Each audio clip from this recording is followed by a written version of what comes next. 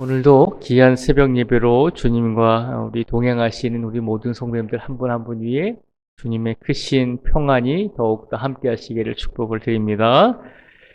오늘은 예수님과 그리고 일부의 사람들이 금식에 대해서 서로 논쟁하고 있는 사건을 우리에게 보여주고 있습니다. 놀라운 것은 예수님께 누가 시비를 거냐면 우리가 보통 성경에서 많이 보면 예수님께 이제 부정적으로 시비를 거는 사람들이 주로 종교 지도자들이잖아요. 뭐 대제사장들일 수도 있고, 그리고 서기관일 수도 있고, 바리새인일 수도 있습니다. 그런데 오늘 본문 말씀에 보면 아주 특별한 사람들이 예수님께 시비를 걸죠. 14절에 보면 이렇게 기록을 합니다. 그때에 요한의 제자들이 예수께 나와 이르되 우리와 바리새인들은 금식하는데 어찌하여 당신의 제자들은 금식하지 아니하나이까? 라고 예수님께 부정적인 시비를 걸고 있잖아요. 누가 예수님께 이렇게 부정적인 시비를 거냐면 다른 사람들도 아니고 요한의 제자들이다라고 기록을 하고 있습니다. 요한이라고 하는 것은 세례 요한을 말하고 있는 것입니다. 세례 요한은 누군가요? 세례 요한은 예수님보다 6개월 먼저 태어났고, 그리고 세례 요한은 구원자로 메시아로 오시는 예수님을 예비하면서 광야에서 예수님을 맞이하라고 외치던 사람이잖아요. 그러니까 우리가 생각해 보면 예수님을 가장 잘 이해할 수 있는 사람이잖아요. 예수님 당시에 예수님께서 메시아로서 삶을 살아가실 때 거의 모든 사람은 예수님을 시기하고 예수님을 이해하지 못했지만 그래도 예수님을 이해할 수 있는 유일한 사람은 세례 요한이었잖아요. 예수님께서 메시아이시고 그 예수님을 믿고 의지해야 된다라고 외쳤던 사람이 세례 요한이니까요. 그런데 놀랍게도 세례 요한의 제자들이 지금 예수님께 트집을 잡고 시비를 걸고 있잖아요. 금식에 관해서. 우리들은 세례 요한의 제자들인 우리들은 바리새인들과 같이 우리가 금식을 정기적으로 하는데 왜 예수님의 제자들은 금식을 하지 않습니까? 라고 하는 질문입니다. 우리는 이렇게 경건하게 기도하고 우리는 먹지 않으면서 하나님께 기도하려고 애쓰는데 왜 예수님의 제자들은 금식하지 아니하고 우리가 보기에는 먹는 것을 즐겨 한다는 것입니다. 왜 절제하지 못하고 신앙에 있어서 절제하지 못하고 경건하지 못하고 그렇게 먹고 마시는 일에만 그렇게 시간을 버리는가라고 하는 질문을 하고 있는 것입니다. 다른 사람도 아니고 예수님을 가장 잘 이해하고 예수님을 메시아로서 구원자로서 이해하고 인정하고 예수님을 위해서 그 길을 예비한 세례 요한의 제자들이 이렇게 예수님께 질문을 하고 있는 것입니다. 참으로 안타까운 일이죠. 다른 사람들은 몰라도 세례 요한의 제자들은 자신의 스승인 세례 요한이 예수님을 이해하고 예수님을 준비했던 것처럼 그의 제자들 또한 예수님을 충분히 이해할 수 있는 상황이었음에도 불구하고 그들은 오히려 예수님께 왜 당신의 제자들은 금식하지 않습니까? 라고 이렇게 질문을 하고 있는 것입니다. 그래서 이 질문에 예수님께서 세례 요한의 제자들에게 말씀을 해 주시죠. 뭐라고 말씀해 주시냐면 15절에 보면요. 예수께서 그들에게 이르시되 혼인집 손님들이 신랑과 함께 있을 동안에 슬퍼할 수 있느냐. 그러나 신랑을 빼앗길 날이 이르리니 그때에는 금식할 것이니라 라고 예수님께서 대답을 해 주십니다. 예수님께서 나의 제자들이 지금 금식 기도를 하지 않는다라고 해서 너희가 비판하고 너희가 부정적으로 이야기하는데 나의 제자들은 지금 할 수 있는 것을 해야 될 일들을 한다는 것입니다. 혼인집에 손님으로 초대가 되었는데 잔치가 벌어졌으면 그 잔치집에서는 함께 우리가 웃으며 즐기며 축하해 주는 것이 맞잖아요. 그런 상황이다라고 하는 것입니다. 나의 제자들은 나 예수와 함께 있는 지금 이 순간이 잔치집과도 같다는 것입니다. 그런데 왜 너희들은 내 제자들이 너희가 하는 것처럼 금식기도 하지 않는다라고 그렇게 비판하고 손가락질 하는가라고 하는 것입니다.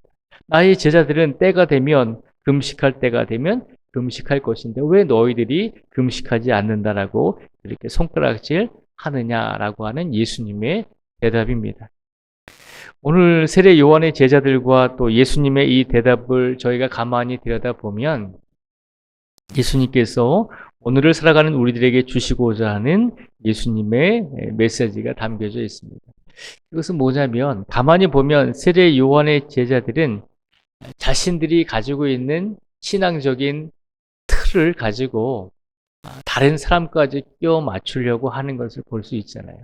나는 이렇게 금식하니까, 나는 이렇게 먹지 않고 금식기도 하니까 내가 신앙생활하는 이 신앙의 모습이 당신도 이렇게 해야지 맞습니다라고 하는 주장을 하고 있는 것이거든요. 나는 이렇게 열심히 기도하는데 왜 당신은 기도하지 않습니까? 당신은 하나님을 믿으면서 왜 금식기도 하지 않습니까? 라고 하는 질문입니다. 근데 예수님은 그게 모든 사람에게 똑같이 적용되어져서는 안 된다라고 얘기하잖아요.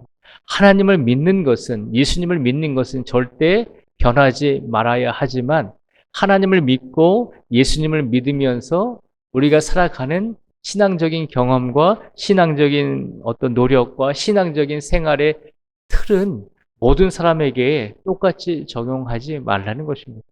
내가 이렇게 기도하고 내가 이렇게 신앙생활을 하고 있으니 당신도 이렇게 해야 하는 것이 맞습니다라고 주장하지 말라는 것입니다. 왜냐하면 모든 사람에게는 하나님께서 자유의지를 주셨잖아요.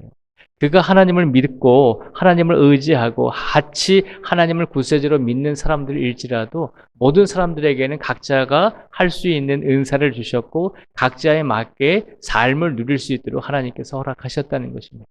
신앙적인 모습에 있어서도 신앙적인 틀에 있어서도 누구나 다 자기 나름대로 하나님을 믿고 의지하면서 하나님을 믿고 구원을 받은 이후에 그 다음에 자기가 어떤 모습으로 살아갈지를 그 사람에게 결정할 수 있도록 하나님께서 그렇게 허락하셨다는 것입니다.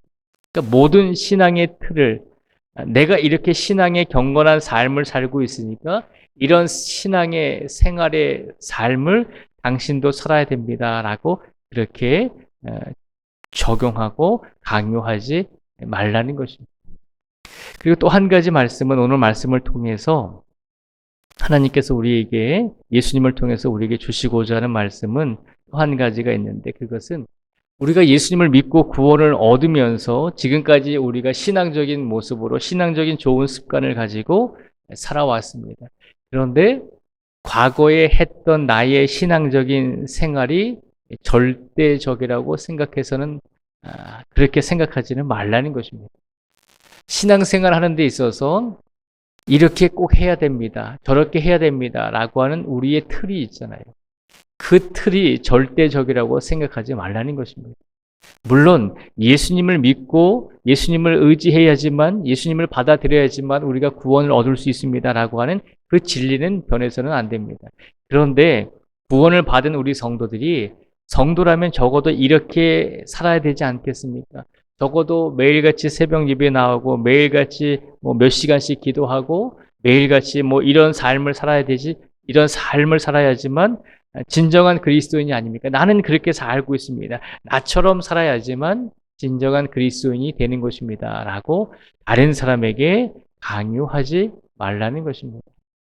과거의 신앙의 틀에 얽매여서 그 틀 안에 갇혀 있으면 안 된다는 것이죠. 우리 기독교를 가리켜서 사회에서는 또 종교적으로 우리 교회를 가리켜서 기독교라고 하는 말과 동일한 말로 뭐라고 우리를 부르냐면 개신교라고 부르죠. 이 개신교는 개혁이라고 하는 말과 동일한 말입니다. 그러니까 우리를 개신교라고 부르는 것은 개혁되어졌다는 것입니다.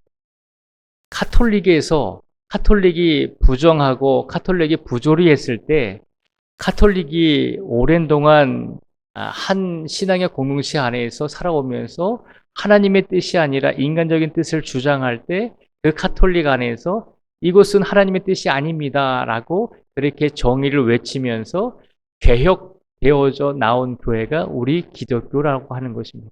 그래서 우리를 개신교라고 부르기도 합니다. 그래서 우리가 개신교라고 하는 것은 새롭게 개혁되어졌다는 것입니다. 과거의 틀에 얽매이지 않고 하나님 보시기에 바른 삶을 살 수 있도록 개혁해서 우리가 갈라져 나왔다는 것입니다. 개혁교회는 어떤 모습으로 살아가야 됩니까? 개혁교회가 이제 개신교가 시작된 지 500년이 넘었습니다. 그런데 우리는 지금 어떻습니까? 사회로부터 손가락질을 받을 때가 있잖아요. 가톨릭에서 하나님 말씀을 듣고 하나님께서 원하시는 삶의 모습으로 살아가자라고 개혁하면서 나온 지 500년이 되었는데 지금은 우리가 오히려 사회에서 왜 그렇게 살아갑니까? 왜 교회는 그렇게 살아갑니까? 라고 그렇게 손가락질을 받을 때가 있잖아요. 그 이유는 무엇이냐면 개혁교회가 개혁하기를 멈추었다는 것이죠. 하나님의 말씀에 바르게 날마다 새롭게 변화되고 과거의 신앙의 틀이 아니라 하나님께서 원하시는 시대에 맞는 다른 신앙의 모습의 틀로서 변화되고 개혁되어지고 바꿔져야 되는데 그렇지 않다는 거죠. 하나님, 내가 지금까지 평생 살아오면서 이렇게 이 신앙의 틀에서 살아왔으니까 끝까지 내가 이 신앙의 틀을 가지고 살아가렵니다. 그리고 다른 사람들도 우리가 과거의 시간 속에서 유지하고 몸담아왔던 신앙의 틀 안에 자꾸 가두어 두려고 한다는 것이죠.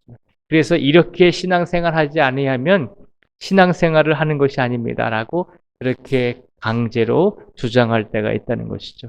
세례 요한의 제자들이 그렇게 예수님께 질문하고 있잖아요. 예수님, 금식 기도하는 것이 옳은데 정기적으로 금식 기도하는 것이 옳은 신앙의 틀인데 왜 당신의 제자들은 금식 기도하지 않습니까? 라고 그렇게 오히려 이 세상을 구원하실 메시아이신 예수님께 당돌한 질문을 하고 있잖아요. 예수님이 오셨음에도 불구하고 그들은 자신의 신앙의 틀에 맞춰서 예수님의 제자들이 금식 기도하지 않는다고 그렇게 비판을 하고 있는 것이잖아요. 우리들도 그런 삶 속에서 벗어나라는 것입니다. 우리가 지금까지 예수님을 구세주로 믿고 살아오면서 우리의 인생 속에서 우리가 행해왔던 신앙의 틀, 그 신앙의 틀이 절대적인 것은 될 수 없다는 것입니다. 절대적인 것은 예수님을 믿음으로 구원을 받는다는 그 사실이 절대적인 사실이 되어야 되지, 우리가 살아오면서 우리가 경험하고 우리가 열심히 해왔던 신앙의 틀이 절대적이 되어서는 안 된다는 것입니다. 다른 말로 하면 날마다 새로워져야 한다는 것입니다. 내가 어제보다는 오늘도 더 새로운 모습으로 하나님께 영광을 돌려야 된다는 것입니다. 그래서 예수님께서는 우리에게 오늘 이 말씀을 통해서 우리가 어제의 신앙의 모습보다는 어제의 신앙의 모습 그대로를 가지고 오늘을 살아가는 것도 좋지만 그러나 어제의 신앙의 틀을 뛰어넘어서 우리가 더 하나님께서 우리에게 원하시는 신앙의 모습으로 살아가기를 하나님께서 우리에게 바라고 계신 줄 믿습니다. 그러니 오늘도 우리에게 주어진 이 시간은 어제의 시간이 아니잖아요. 새로운 시간이잖아요. 새로운 시간을 우리에게 주셨으니 이 새로운 날에 우리가 더 예수님을 붙들고 의지하면서 어제보다 더 좋은 믿음으로, 어제보다 더 성장한 믿음으로 오늘 하루를 살아가라는 것입니다. 이것이 예수님께서 우리 개혁교회, 개신교 교회에 주신 오늘의 말씀인 줄 믿습니다. 오늘도 우리의 삶 속에서 우리가 해왔던 신앙의 틀로서 다른 사람을 가두는 것이 아니라 우리의 신앙의 틀을 깨면서 더 성장하고 더 하나님 보시기에 성숙할 수 있는 믿음으로 오늘을 살아가실 수 있는 우리 모두가 되시기를 주님의 이름으로 축복을 드립니다. 기도하겠습니다.